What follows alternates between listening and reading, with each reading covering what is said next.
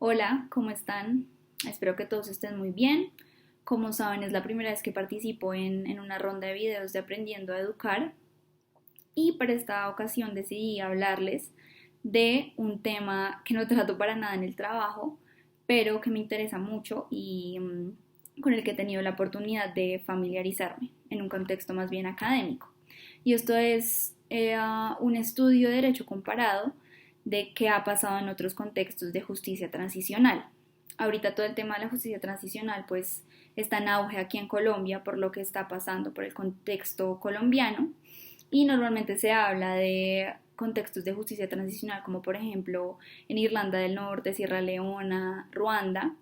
pero en esta ocasión a mí me gustaría que nos fuéramos justo al otro lado del globo terráqueo, a Indonesia. Entonces, para esto les voy a hablar en primer lugar de cuál fue el contexto en Indonesia, cuál fue el conflicto armado, las condiciones para que las partes pudieran llegar a un acuerdo de paz. En segundo lugar, los diferentes mecanismos que se implementaron en ese contexto de justicia transicional. Y en tercer lugar, qué enseñanzas nos deja para lo que está pasando en Colombia. Entonces, Indonesia está ubicada en el Océano Índico y es un archipiélago con bastantes islas. El conflicto armado en Indonesia se dio en una provincia que se llama la provincia de Aceh, que está localizada en el extremo norte de la isla de Sumatra. Esto es en la parte más occidental de Indonesia. Durante la colonización holandesa en el siglo XVII, de toda esta parte del océano Índico, Aceh fue muy reconocido como un frente de resistencia en contra de la colonización. Y cuando las tropas holandesas se retiraron de esta zona, la soberanía de Aceh fue entregada directamente a Indonesia sin hacer una consulta previa a las autoridades locales, incluso sin que se tuviera en cuenta que habían valga la pena la redundancia, diferentes diferencias culturales con el resto de lo que hoy es Indonesia.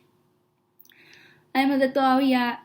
cuando ya se formó como tal el Estado de Indonesia, había un manejo central de los recursos de toda Indonesia y esto incluía los recursos de la provincia de Aceh. Aceh era una provincia muy rica en recursos como el gas, el petróleo. Entonces el sentimiento generalizado de la población era que se explotaban sus recursos, pero todo este dinero se iba directamente a Yakarta, al centro de Indonesia.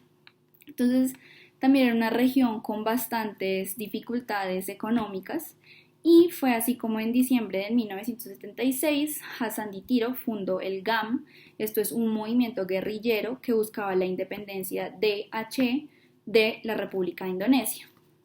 Desde esta fecha, desde 1976, el conflicto armado dejó aproximadamente 33.000 muertes violentas de combatientes y civiles y múltiples ejecuciones públicas y desapariciones forzadas.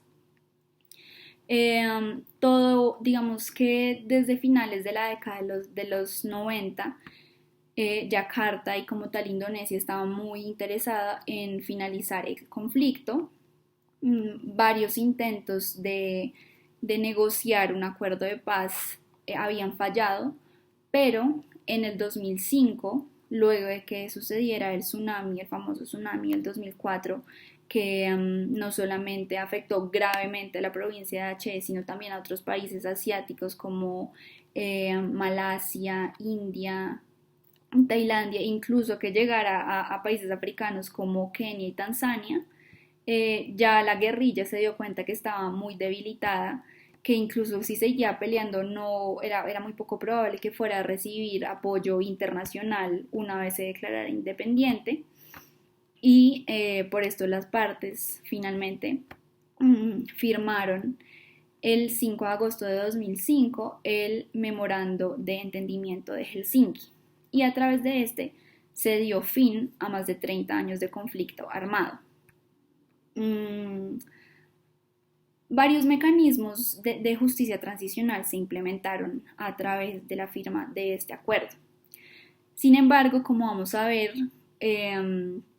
la mayoría de estos tuvieron varios problemas en su implementación, así digamos estuvieran concebidos de una forma bastante objetiva, de una forma bastante positiva,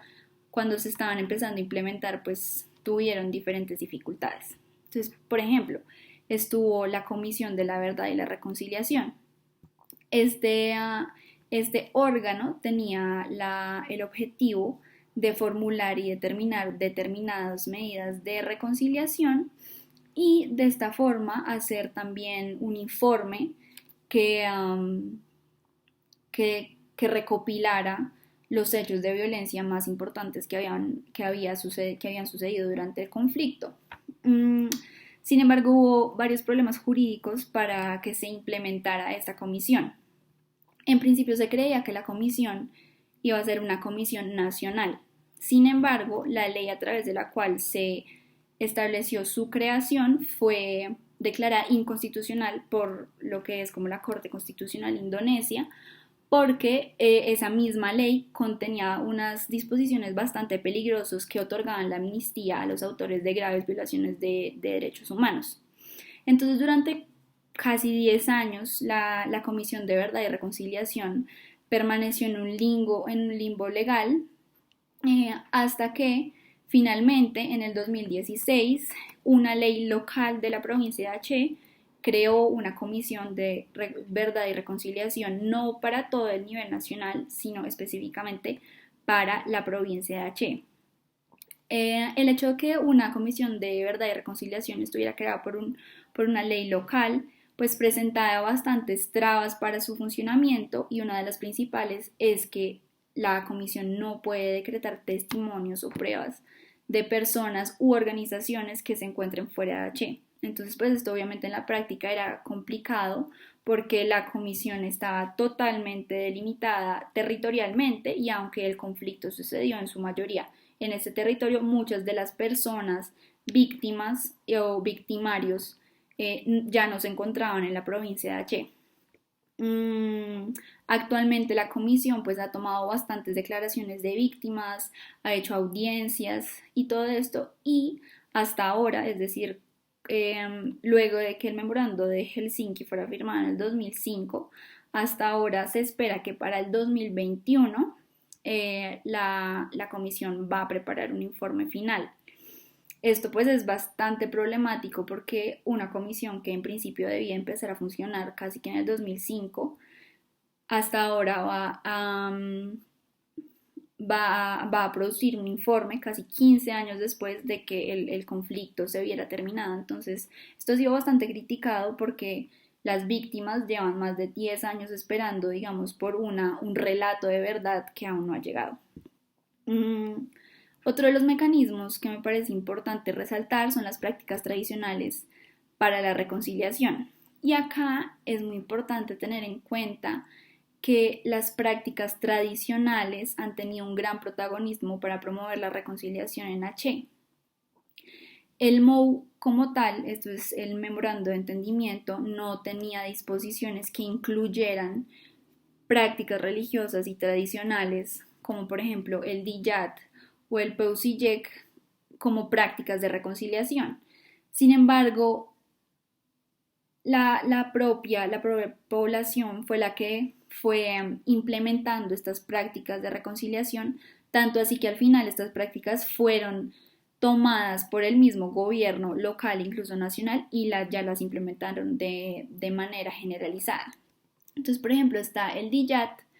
que es conocido en el derecho islámico como el derecho sangriento, y lo que quiere decir esto es que la familia de la víctima, normalmente de un crimen como el homicidio, recibe una compensación económica de parte de la familia del victimario. Así es como se establece este mecanismo de forma general. Lo que pasó fue que el gobierno indonesio, específicamente a través de una agencia de reintegración para la paz, adoptó este mecanismo, y lo que buscaba era indemnizar a las familias de las víctimas del conflicto. Esto fue bastante criticado porque ya cuando se estaba llevando a cabo el programa, digamos que tenía un buen fin porque se le iba a dar un dinero a las familias de las víctimas del conflicto, pero lo que muchos percibieron era que básicamente se estaba comprando a las víctimas, porque no se estaba pasando por absolutamente ningún proceso de verdad, o por lo menos a través de un proceso judicial en el cual las víctimas pudieran conocer cuáles habían sido los motivos por los cuales su familiar había sido víctima, ni nada, sino que simplemente se les da una plata y muchas veces las familias de las víctimas ni siquiera sabían por qué razón se les estaba dando dinero. Entonces este programa fue bastante criticado porque aunque genuinamente tenía una buena intención y era un poco indemnizar a las víctimas, pues se terminó viendo como una forma de comprarlas porque además no me dio ningún otro mecanismo de verdad o de justicia. Por otro lado, sí hubo un mecanismo que fue un poco más exitoso, que fueron todos los rituales que se llaman Peusillek, que son rituales de reconciliación y a través de los cuales los excombatientes de las guerrillas se reintegraban a las comunidades a donde pertenecían y se hacía una especie de ritual con una connotación religiosa a través de la cual se reconciliaban los excombatientes con los miembros de la comunidad. Según un estudio realizado por el Banco Mundial en el 2006,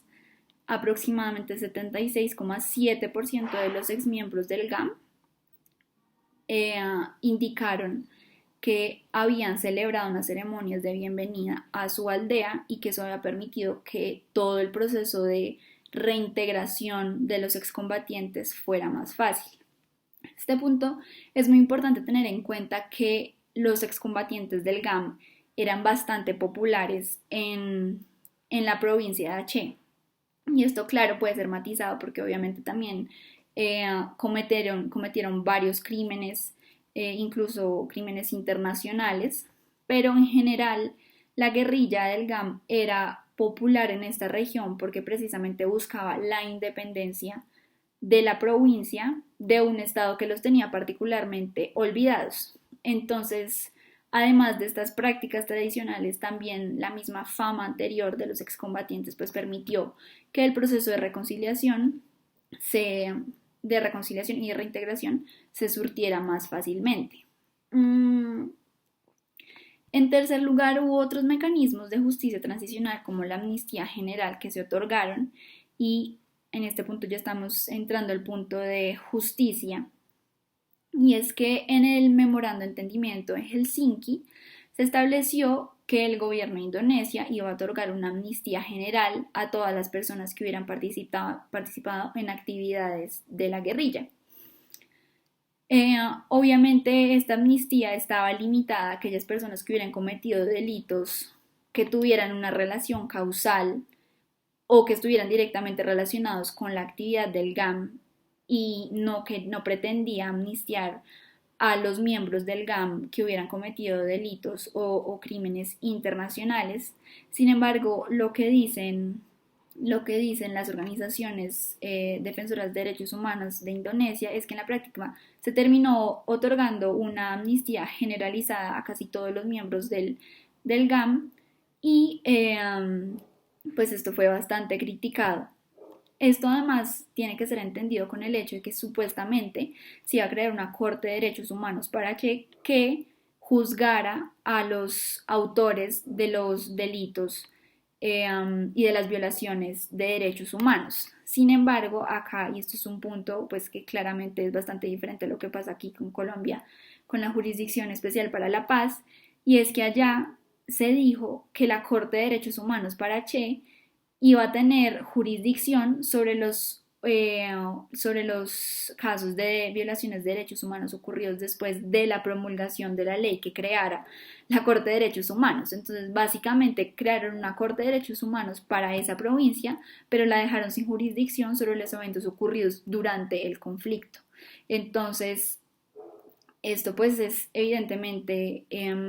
un fracaso del punto de justicia en un acuerdo de paz porque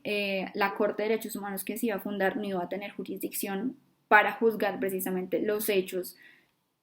del conflicto. En Indonesia técnicamente Se puede decir que los hechos anteriores a la creación de la Corte de Derechos Humanos para H es posible. Esto es porque hay varias leyes locales que permiten que se creen cortes ad hoc para que investiguen violaciones sistemáticas de derechos humanos. Sin embargo, esto en la práctica requiere de una voluntad política que el gobierno nacional ni el Parlamento indonesio tienen y por tanto en este momento no se han juzgado los hechos cometidos durante el conflicto armado en Indonesia y esto representa, digamos, el principal fracaso de los acuerdos de paz entre la guerrilla del GAM y el gobierno indonesio. Sin embargo, a pesar de que este punto de justicia es bastante débil y bastante criticable en lo que pasó en Indonesia, hubo un proceso de reintegración y asistencia con perspectiva comunitaria que sí fue bastante exitoso. Y esto es, como les indicaba al comienzo del video, que la provincia de Aceh era una provincia bastante pobre, aunque tenía muchísimos recursos naturales, las ganancias por eso no se veían reflejadas para nada en la forma en que la población vivía. Fuera de todo, en el 2004 pues llegó este tsunami que dejó todo destruido. Entonces por eso es que en el memorando de entendimiento se dio una gran importancia a la asistencia económica que iba a ser dirigida tanto a excombatientes del GAM como a las víctimas del conflicto.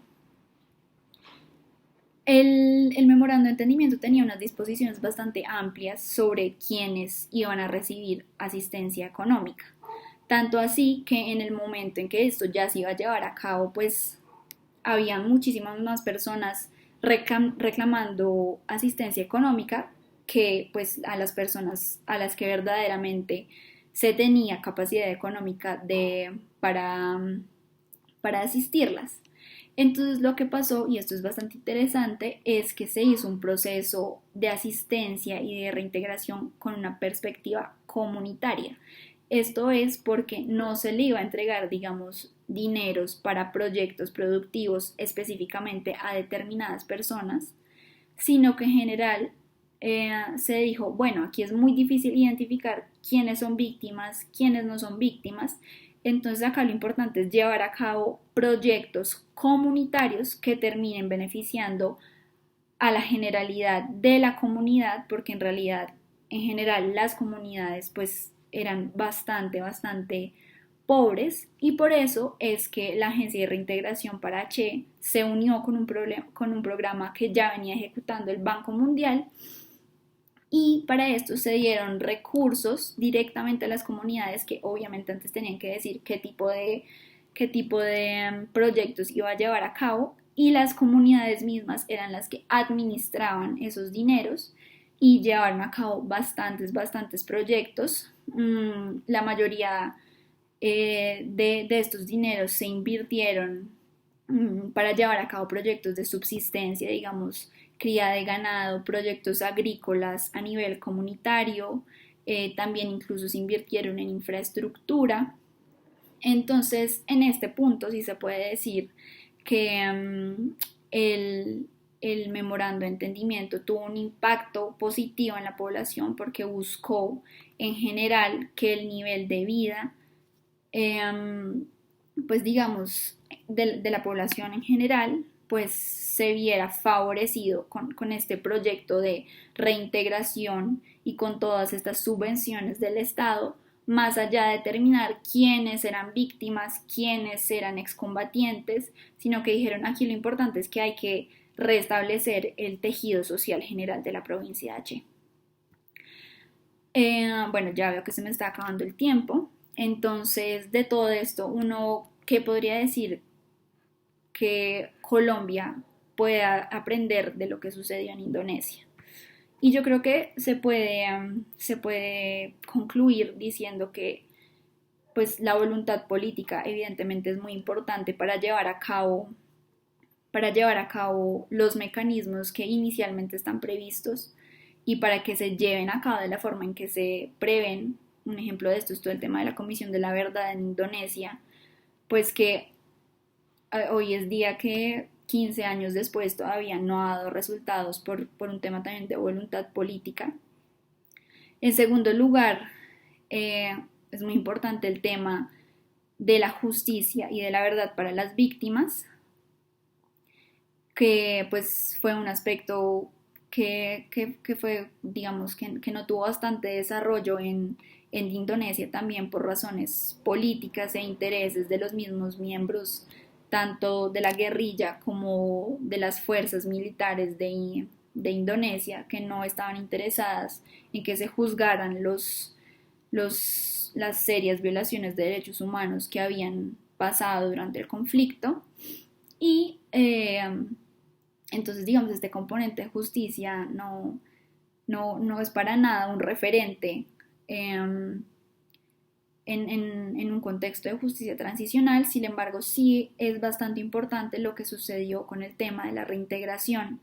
que se entendió, el gobierno indonesio entendió que una de las principales razones del conflicto fue la desigualdad social y económica que estaba viviendo la población en general en la provincia de Aceh, y en ese sentido las medidas de reintegración y reparación no solamente debían ir dirigidas